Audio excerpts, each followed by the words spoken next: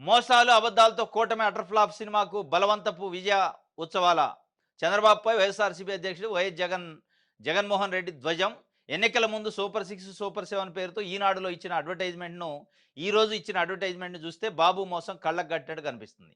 ఆడబిడ్డ నిధి, నిరుద్యోగ భృతి, 50 ఏళ్లకే ఎస్సీ ఎస్టీ బీసీ మైనార్టీలకు పెంచిన హామీలను సూపర్ 6 నుంచి లేపేశారు అని చెప్పి ఇది సాక్షి పేపర్కి కనపడది, వైఎస్ఆర్సీపీ పేపర్కి.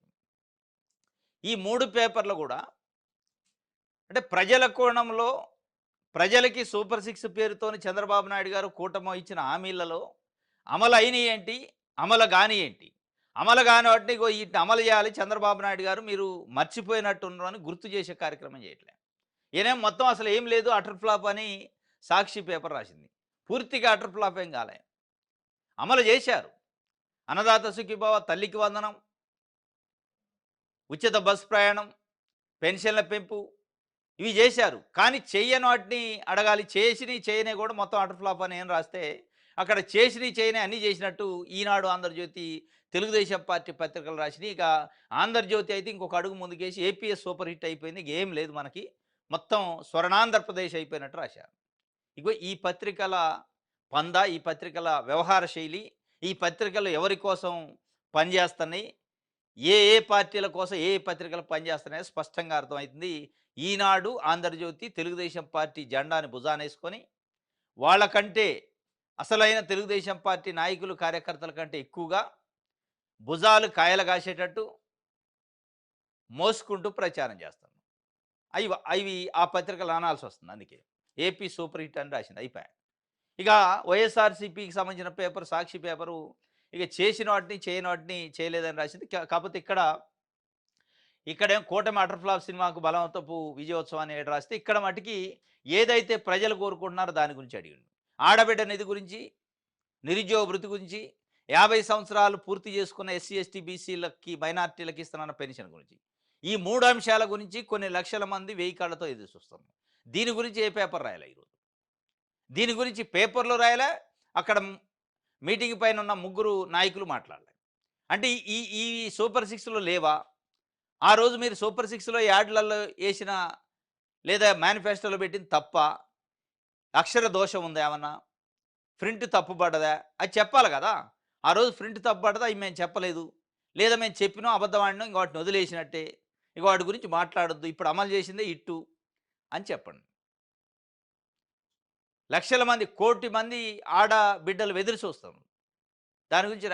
దాని గురించి సాక్షి పేపర్లు అడిగారు. వీళ్ళు ఎందుకు అడిగారు? ఆపోజిట్ పార్టీ కాబట్టి. ఏదో ప్రజల కోసమే అడిగినట్టు కాదు ఆడ. ఆంధ్రజ్యోతి, ఈనాడు కేవలం తెలుగుదేశం పార్టీ కోసం వాళ్ళు పుట్టారు, వాళ్ళ పేపర్లే దానికోసం పనిచేస్తున్నాయి ప్రస్తుతానికి. కాబట్టి వాళ్ళు వేరే ఏం రాయారు, ప్రజల గురించి వార్త రాయటం మర్చిపోయారు వాళ్ళు. వీళ్ళు ప్రజల గురించి ఎప్పుడు వార్త రాస్తారు? చంద్రబాబు నాయుడు కూటమో పని చేయలేదు అన్నప్పుడే వార్తలు రాస్తాను. ఇది ఈరోజు 3 పేపర్లు, 3 పార్టీలకు సంబంధించిన 2 పార్టీలకు సంబంధించిన 3 పేపర్లు రాసిన వార్తలు ఈ సూపర్ హిట్, సూపర్ సక్సెస్ గురించి. ఇది ఒక వార్త అయితే, ఇక ఆంధ్రజ్యోతిలో ఈయన ఏపీ సూపర్ హిట్ అన్నాడు, అది ఏపీ సూపర్ హిట్ కాలేదని చంద్రబాబు నాయుడు గారు చెప్తున్నా, ఇంకా పాలన గాల్లో పెడుతున్నాయి. ఇంకోటి జగన్మోహన్ రెడ్డి అన్న మాట ఈయనకి వేరే రకంగా వినపడ్డది. ఆంధ్రజ్యోతి ఏబిఎన్ రాధాకృష్ణ గారు ప్రతి ఒక్కరిని వార్నింగ్ ఇస్తున్నా, ప్రతి ఒక్కరికి వార్నింగ్ ఇస్తున్నా అని చెప్పిండట జగన్మోహన్ రెడ్డి. ఏ ప్రతి ఒక్కరు? ఏ 17 కాలేజీలు అయితే జగన్మోహన్ రెడ్డి కేంద్రం దగ్గర నుంచి ప్రభుత్వ మెడికల్ కాలేజీలు తీసుకొచ్చిండో, దాంట్లో 5 కాలేజీలు ఆల్రెడీ రన్నింగ్లో ఉన్నాయో, ఆ 5 రన్నింగ్లో ఉన్న కాలేజీలని ఇంకో 12 ఎగ్జిక్యూటివ్ కావాల్సిన కాలేజీలు తీసిపోయి ప్రైవేటు వాళ్ళ చేతిలో పెట్టే కార్యక్రమాన్ని స్టార్ట్ చేసిండు చంద్రబాబు నాయుడు గారు.